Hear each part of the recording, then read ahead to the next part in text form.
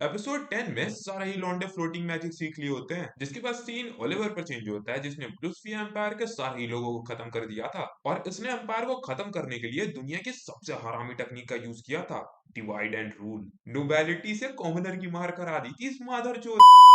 और मार भी इक्वालिटी के नाम पे कराई थी इसने, लेकिन नोबल लोगों पर तो थी पावर उस टाइम, तो खदेड़ देते हैं कॉमनर्स को। ओलिवर का बुद्धि देखो, लौंडा ऐसे सिचुएशन का फायदा उठाता है और कॉमनर्स को पावर देता है, बोले तो टिमनॉइड बना देता है और बोलता है जाओ नोबेलिटी की मार।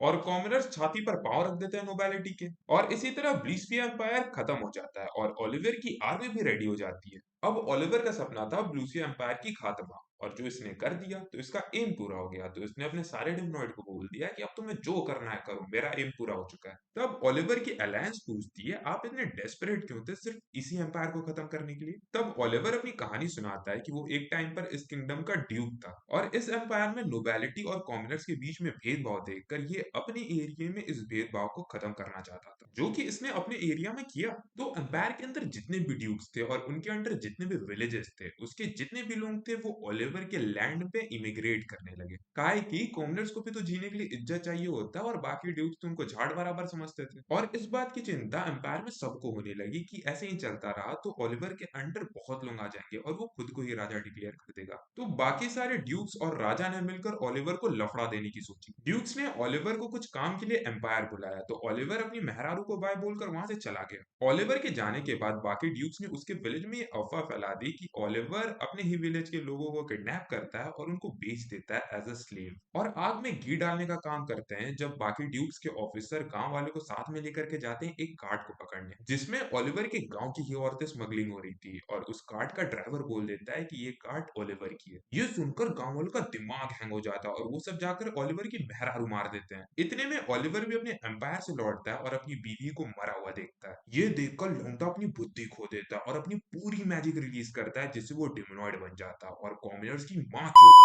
भाई ओलिवर का मकसद था ब्लूसिया किंगडम को खत्म करने का, जो कि पूरा हो गया था। लेकिन इन मादरचोदों को ये बात हजम नहीं हुई। इन लोगों का प्लान था कि डिमनॉइड लेकर के शिन के भी किंगडम को नाप दो, ताकि जब शिन आए बदला लेने के लिए तो ओलिवर के पास एक नया मकसद आ जाए शिन को खत्म करने का। अब भोसड़ी के नेता है वो आदमी, खत्म कर देगा तुम लोग को सालो।